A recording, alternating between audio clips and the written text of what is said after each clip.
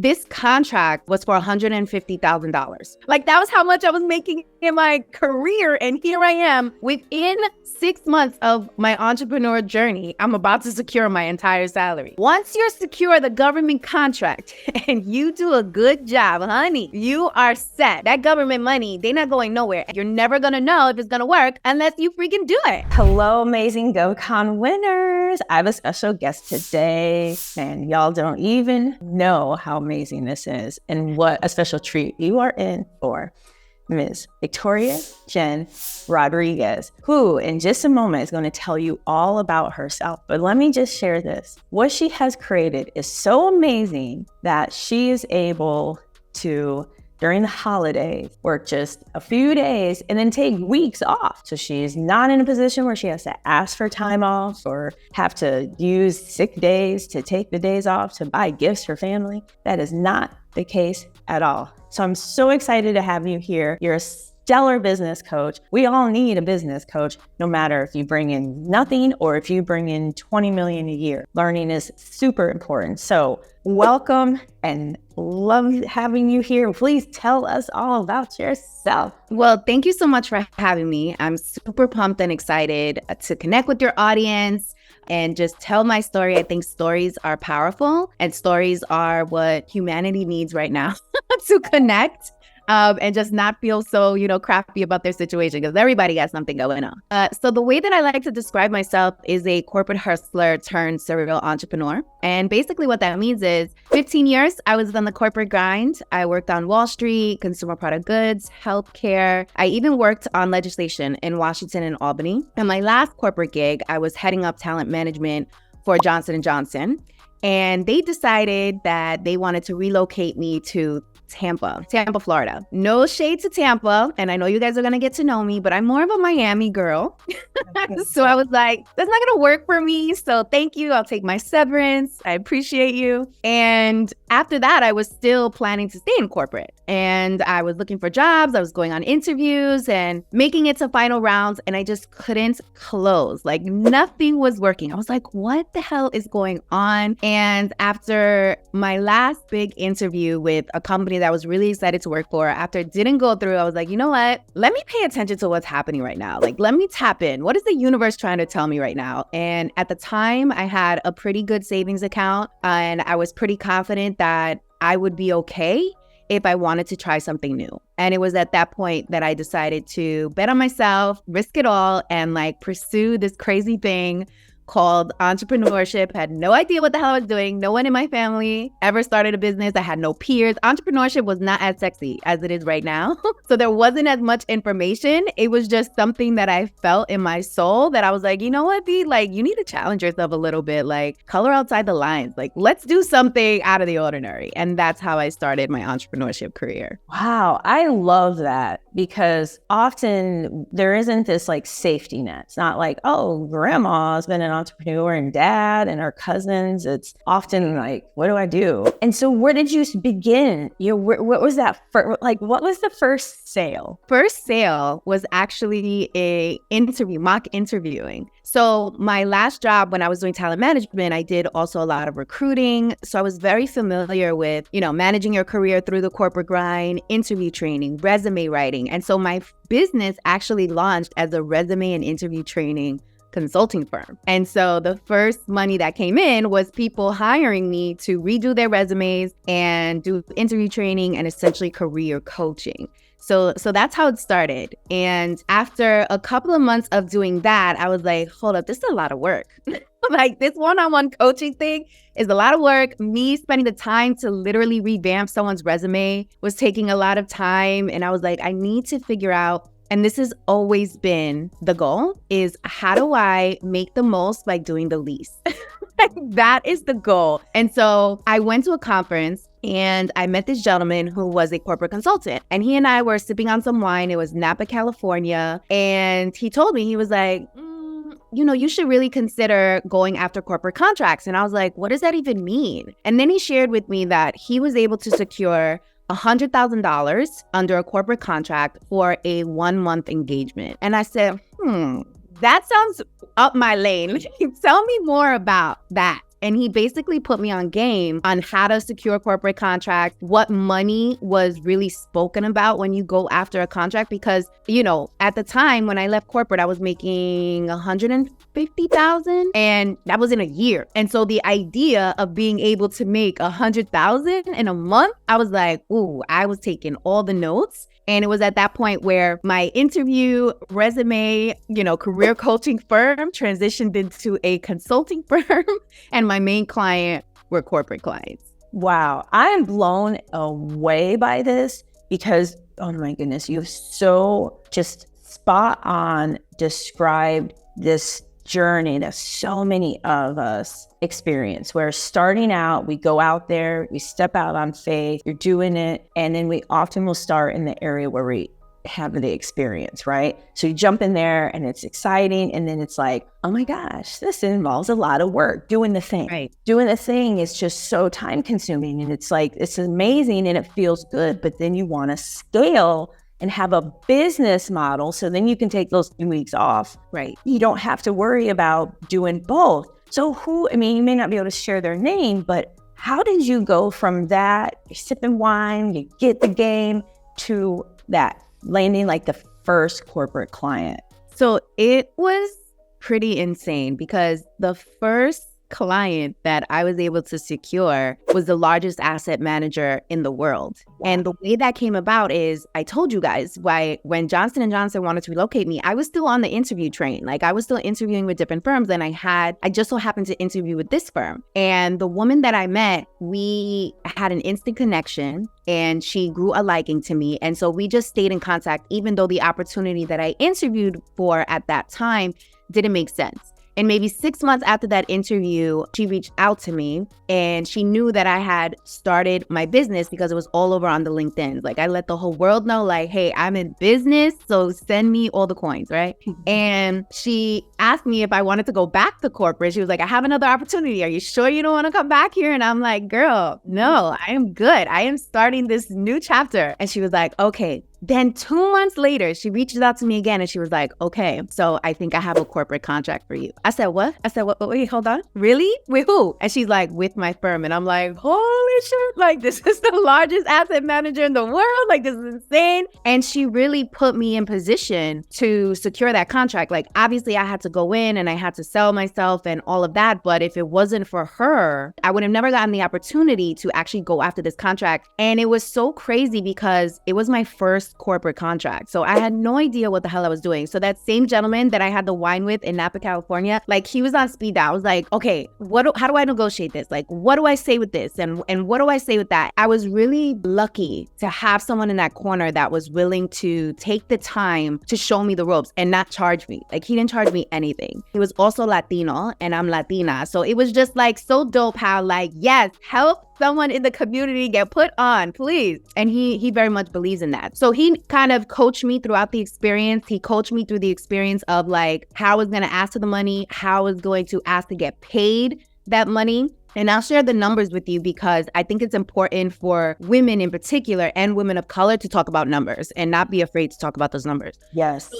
This contract was for $150,000, right? It was my first corporate contract for $150,000. So your girl was nervous because I was like, holy shit, I'm about to get $150,000. Like, this is crazy. Like, that was how much I was making in my career. And here I am within 6 months of my entrepreneur journey, I'm about to secure my entire salary, like, in this one contract. So I'm like super nervous, like, going through the negotiations, but I put on my, like, business face and was like, you got this, V. I had to do my little pep talks before I went into all the meetings and everything like that. And I had to have a lawyer look over this contract because, y'all, when you doing business at this level and someone's about to pay you $150,000, like, you're about to have a contract that's like 100 pages. And I don't know, I'm not reading through that contract. Like, I don't even know half of the vernacular that's used in there. So I had to get a lawyer, like, all these things, like, very quickly overnight. Like, I graduated to, like, a new level in business, and I was scared as shit. But you know what? It was like one of those moments where I was like, okay, V, like, this is your moment. Like, you're going to leave this $150,000 on the table, or you're going to go after it. Like, just do what you do and do it. And so that's what I did. I just showed up. Long story short, they brought me on for the engagement, and it was an amazing experience and I thanked them for this opportunity because I would have never learned, right? Somebody has to take a chance on you and bet on you in order for you to kind of learn the ropes. And there were so many things that I learned through that experience that I'm now able to apply to other contracts that have come my way. And I'm always able to also throw it out there like, yeah, I'm working with the largest asset manager in the world. What I do. But it was a very interesting process to get there. And so the main takeaway from this I want you guys to get is cultivate your relationships. And just because you meet with someone about one particular opportunity doesn't mean that can't evolve into something else, right? The woman who put me on, I was interviewing for a job. She was going to be my boss, right? But I just stayed in contact with her and expressed gratitude, kept showing up online. So I was top of mind, kept people on the journey with me, and was willing to fail in public, essentially. Like, I didn't know if this was going to work. I didn't know, but I was taking people on the journey with me. And I think that resonated with people. People are inspired when someone takes a risk and they have the courage to do them, because they want to do them too. They just don't know where to start, or there could be a lot of other things working against that. And so that's the main takeaway here is cultivate your relationships and do it scared. And I love that you not only did it scared, but you went back and asked for additional help, because so many will do it scared, but then for whatever reason, a little resistant to ask for help. And it's so needed, because fewer than 5% of us women as entrepreneurs have businesses that bring over $1 million a year. So 4% of women in business bring in $1 million in revenue a year. I mean, it's so tiny. So I love that you not only took the chance, but you went back and asked for help, and he didn't charge you. Yes. That right there was huge. And it was also, a teachable moment for me, because for anybody who's in the coaching space or consulting space, you always have a decision to make, because a lot of the questions and advice people are asking for and just come up in conversation is what you usually charge for.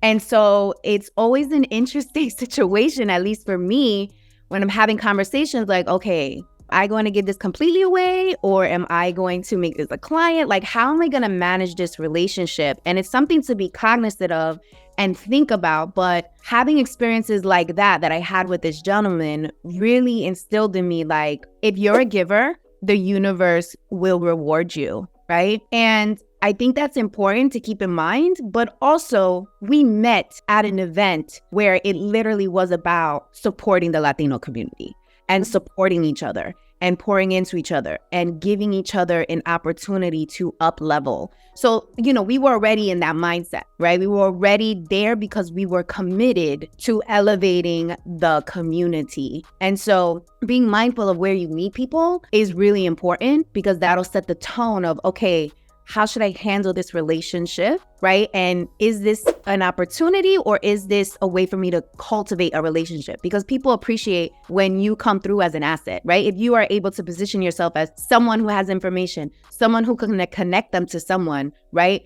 And you do it, that's going to stay top of mind when an opportunity comes by. And so it's all about relationship management and getting practice. Because with practice, you're able to kind of learn okay, how do I show up here? How do I manage this possible opportunity? And how do I know when someone's taking advantage of me? I think is important, but that only comes with practice. Those are such great points that you hit on, because there was that question, do I give it away? Do I hold it in? You should pay, you should pay for this. And I love that you talked about we get what we put out. I love giving away things. I love just helping. So oh my goodness, I'm inspired. I'm like, oh my goodness, this is so exciting. I love this. And so, one thing I really love about you is I've noticed you talk a lot about getting unstuck. Mm-hmm. And I would love for you to speak to that. So the reason why I'm so passionate about talking about getting unstuck is because pre-pandemic, your girl was on a roll. All the corporate contracts, I was making the most money of my career. Life was lit, okay? And then the pandemic happened, and I'm pretty sure people can relate to this, right? Because this was the story for a lot of people. And I was like, I didn't expect to be so impacted by the social injustice, by watching CNN, by us being stuck in the house. I'm an extrovert, and I very much feed off of other people's energy. Like, I love people. I love being around people. I love to host. And so the fact that I was stuck in my house was really, really hard for me. And then on top of that, everything that was going on the social economic scene was really difficult. And it didn't hit me that I was stuck until I found myself watching Netflix on my couch, 30 pounds heavier and not making any money. Like, I didn't bring in any money. And it was crazy because the work that was making money at the time, corporate was like really thirsty for inclusion and diversity consultant, really thirsty for leadership development, really thirsty to keep their employees engaged, which was my area of expertise, right? In my consulting firm. So much money was left on the table, but I was so impacted by what I was feeling and working through those emotions. I also went through a big breakup during the pandemic, and I didn't realize how much of a toll it was taking on me until I looked at my bank account and I was like, oh shit, girl, you haven't brought in any money in like a whole year. That's crazy. Like, what you doing? And I was stuck. Like, it took me a minute to get out. And I'm going to tell you how I got out, because that's usually always the follow-up question. Yes, I want to know. Like, we want to know. We want to be stuck. We want So the way that I got out was, I was like, okay, something needs to happen here. And, you know, I grew up Catholic, but I was never really like, I never really had the thing faith that like the nuns would be like, when I would ask them questions, they'd be like, well, you just have to have faith. And I'm like, faith? Like, I can't touch faith. I can't feel faith. Like, what do you mean? And so I kind of distanced myself from my beliefs in God, because it just didn't, like, nothing had happened to me in my life where I felt like, oh, that was God. And so when I was going through this process, I was like, okay, maybe I need to tap into something outside of myself. And maybe I need to talk to God. Like, maybe this is my opportunity to like connect with this spiritual energy that so many people around me have a connection to, and I don't. I felt like left out. I felt like, you know, why am I not singing at the top of my lungs in church? Like, why am I not thanking God in my speeches? Like, what is missing?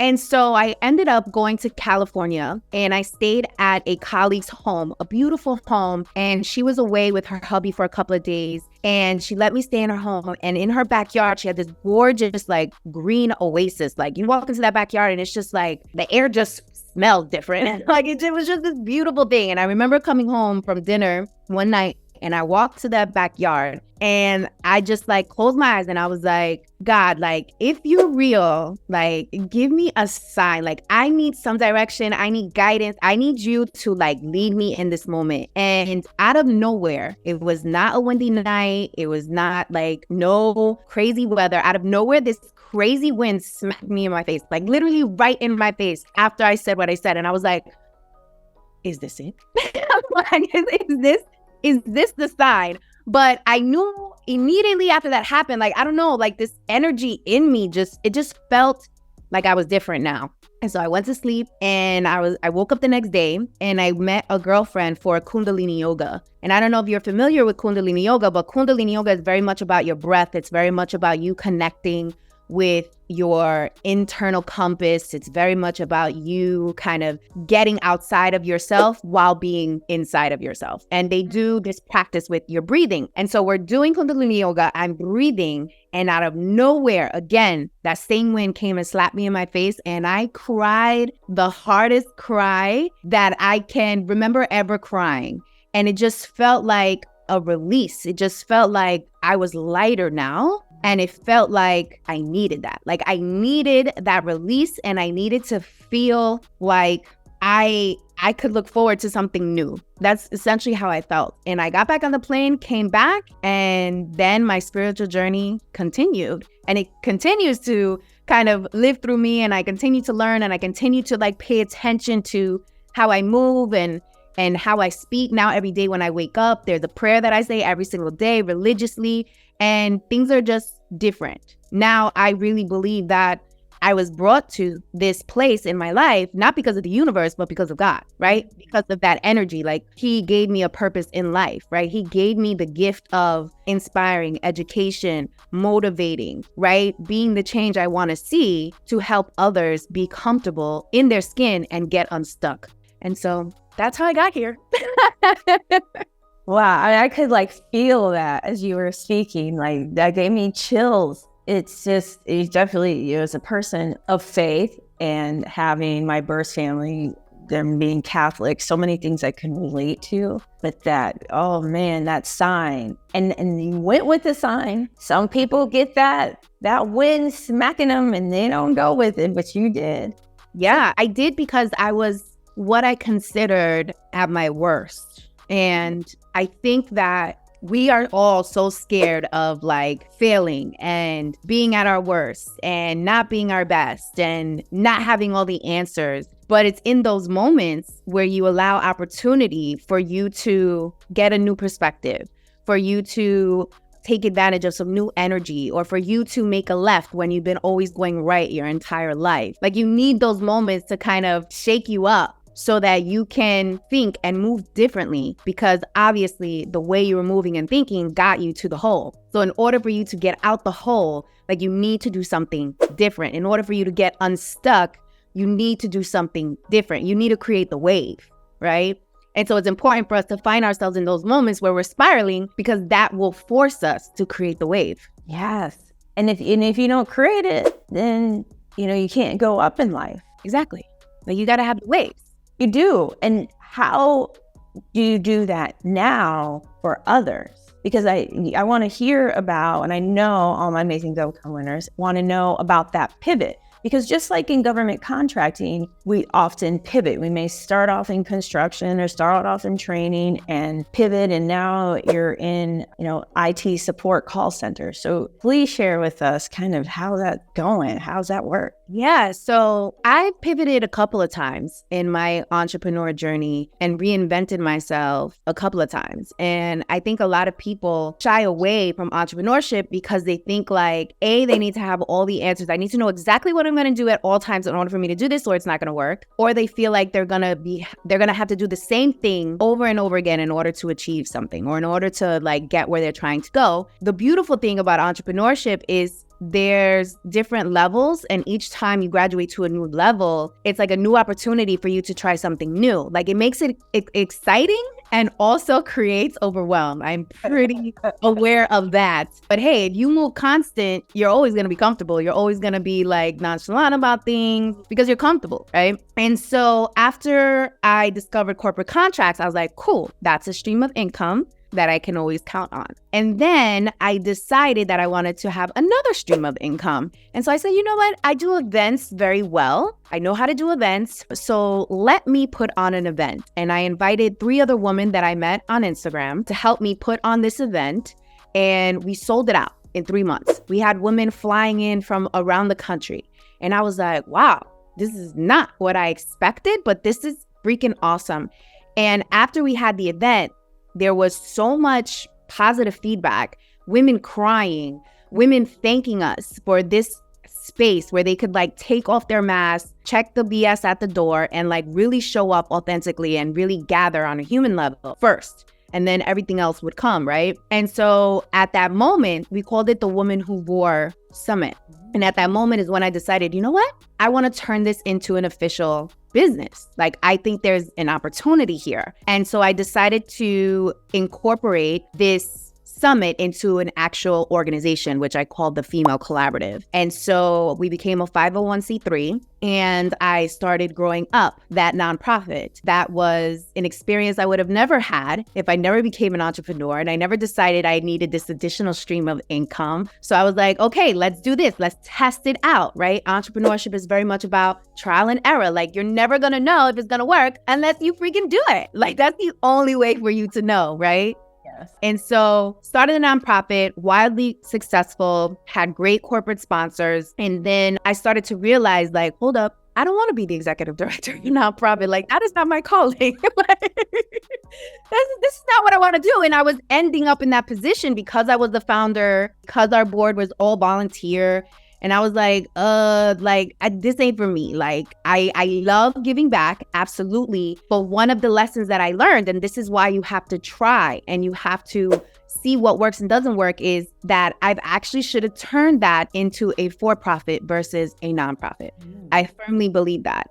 But that was a lesson that I had to learn. And during that lesson, I also learned a lot about the nonprofit space, a whole lot about the taxes, the politics, corporate money coming in, all the jazz. So I'm thankful for the experience. And that is why all of us, as we are on these journeys, we need to do it scared, but also fail and fail a lot, fail fast, because that's where the major learnings are. Like, there's no book that's going to teach you the learnings that you will get out of a failure. None, because they're personal to you, right? So the nonprofit thing was going. And then I decided, you know what? Like, a lot of women are asking me like how I'm doing this, how I was able to make the transition from corporate, how I was able to start the nonprofit, how am I getting corporate contract? Like, how am I getting paid to speak? How the hell am I doing all of this? And I was like, okay, how can I teach this and help women achieve economic freedom, also build confidence? And that's how my latest business venture, the Dare to Leap Academy, was born. And the Dare to Leap Academy is an online learning platform where I teach women who are in corporate or in the 9-to-5 grind how to transition to entrepreneurship without losing their financial security. So it's very much about you using your employer as your first business sponsor to build out your business while you are working. And in the academy, we focus on 3 major buckets. One is mindset. Like, I'm a firm believer that needs to be priority numero uno. Like, you need to work through your shit or else it's going to come and bite you in the ass every single day on your journey, right? It's going to come and bite you and it's going to hold you back. That doesn't mean that the same emotions that you felt when you first started, you're not feeling throughout the journey, okay? Because, like, listen, there's days where I'm like I'm just like not feeling it. And then there's days where I feel like I'm on top of the world. It's like an emotional roller coaster. That is the life. But having the right mindset training, you have different toolkits and strategies in place to help you get over the hump. And that's what's really important. And so in the mindset phase, we cover things like imposter syndrome, how to get out of your own way, how to use fear as your propeller instead of your Achilles heel. And there's a number of strategies that we built into those modules so that you're able to master your mindset, which is incredibly important. And the next phase, which is the phase that a lot of entrepreneurs try to skip over because we got egos on us.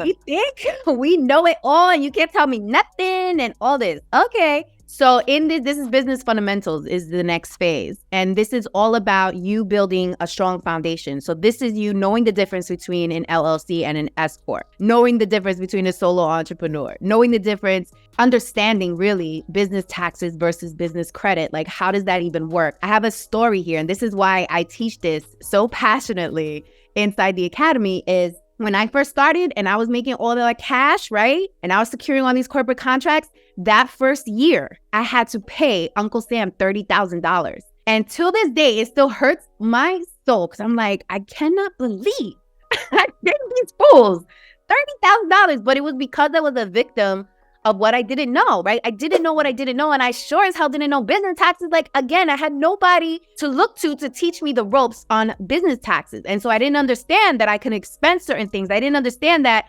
instead of giving that 30 grand to Uncle Sam, I could have invested in computers, technology. I could have taken a business trip to go meet someone. Like, so many things I could have did with that money instead of giving it to Uncle Sam, but I didn't know any better. And so that's really the whole premise behind the Dare to Leap Academy. It's like all my intellectual property, all the mistakes that I've made, all of the learnings are in this hub so that you don't have to go through what I went through and you actually can accelerate the learning curve, right? It's something that I wish existed when I first started. And so in Business Fundamentals, we also teach you about going after corporate and government contracts, right? Like how you secure this big ass bag, like let's go, honey. And to continue that stat, so Kizzy, 4% of women in business make $1 million, but the way they hit $1 million, 54% of them hit $1 million by going after corporate and government contracts. So it is the fastest way. If $1 million is your goal, like that is the way for you to secure the big bag at the fastest rate is going after these contracts. So we teach you how to go after the contracts. We teach you how to get certified. as a woman-owned business, as a minority woman-owned business. And then the last phase is all about like, okay, now that we have our plan, now that we know what we're going to sell, let's package this so that we have an actual thing that we know how to sell, and let's teach you how to sell it. Because if you don't know how to sell, you're not going to be successful in business, period. Like, you have to know how to sell. It's one of the core skill sets that you need to have. It's not one of those things that you can jump over. Like, you need to know how to sell. And so we teach you how to sell. We teach you how to put your offer in a pitch deck. So literally the pitch decks that I use to go after corporate funding for my nonprofit and also to secure contracts is in there. And we teach you how to sell online and offline. So offline, we teach you how to sell face-to-face, and online, how to use social media, LinkedIn, Instagram, all that jazz to build a brand that actually pays you. And so, yeah, that's the Academy. That's my baby, and I love it. I love this. And I love the stat that you shared about contracting. I would love to hear about what are some areas of government contracting that your clients have gone into, or you've gone into, or maybe currently in. So I think, Kizzy, you actually probably have more intel on government contracts than I do, because government contracts is something that I flirt with, meaning they're not as consistent as my corporate contracts. My corporate contracts, they're consistent. I know that game very well. But I found with government contracts, it's a completely different ballgame. There's a lot more red tape, in my opinion, and it takes longer. Like, it's a longer game versus the corporate contract. Decisions are made faster. The RFP process is as intense. There aren't kind of like all these channels you have to go through, all these levels you need to graduate through in order to hit it. However, once you're secure the government contract and you do a good job, honey, you are set, okay? Because that retainer money hit different. And that I know. And that is why I still teach it, because I do believe there's value there. And the more you know different ways to play the game, the better you set yourself up to scale and also last. So it really is about educating yourself. Okay, like, what are the different pillars that I can bring in money? Like, what are the different ways that I can bring in money?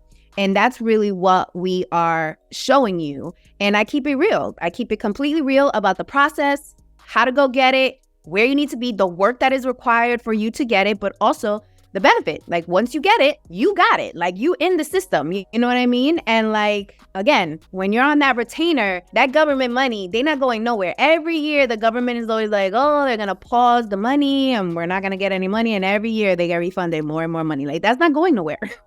Like, that federal money is not going nowhere. And then depending on, what state and city you live in, that's also another layer of opportunity. So there's like literally 3 layers within doing business with the government. And so it's really a great opportunity for us, especially folks of color, to understand that game. Because once you know the rules of engagement, you're able to set yourself up for success. Yes, I love this because having those pillars are key, because there are many out there who love corporate. They want to continue in corporate. The decision making is fast. But then being able to, as you said, like, flirt in government, have some government, that's another pillar, maybe state and local, county. That's what's great is it's not about just one type of client. You can have all of these different types of clients, which is great because then it helps your foundation. You have all this revenue coming in. You don't have to worry about, oh man, something happened in this state of Illinois is going to impact my bottom line. But it's fine, because then you have work with the government. You have your corporate clients. Maybe you have work in the amazing state of Florida. Who knows? But I love that. And where can people go to get information on the Academy? Yeah, so you can go to our website, which is dtlacademy.biz. And when you go to that website, there's actually a free training that I offer. So if you guys are interested in entrepreneurship, or you just started and you're like, okay, how can I scale this bad boy? That training is really helpful for you, because it shows you 3 steps that you can literally take today in order for you to begin that transition or start to scale up an existing business. So when you go to the site, you'll see that training there. Please take advantage of that opportunity. It's kind of like my gift to you and to the world. Like, get this information, honey, so we can go secure this big bag. Let's go. So true.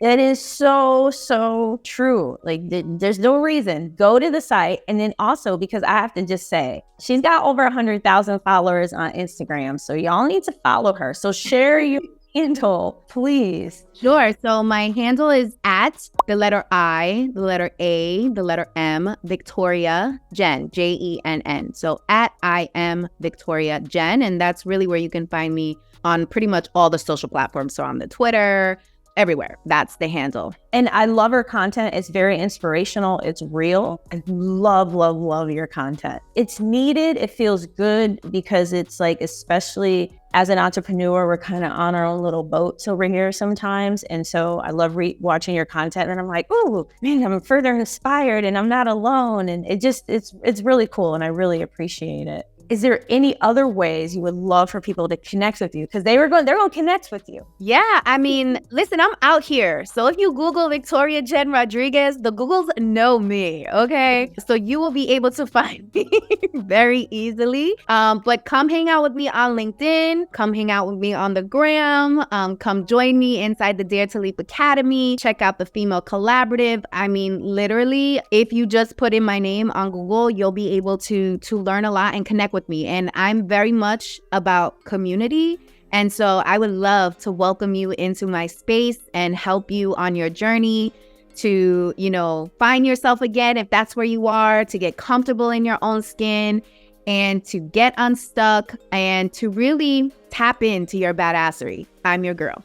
Yes, I love that. And I cannot thank you enough. Thank you. Thank you enough for being here because you inspire me. And I'm so glad you're here. And I know all my GovCon winners are inspired, Victoria. I know this. I know they're inspired because they know, in addition to being inspired, they got to hit the notification button. Y'all got to like, comment, share. Please do all of that. And you all know, and this is why I have her here, is because everything is possible. And you truly exude that. And I can't thank you enough. Thank you. Thank you so much for having me.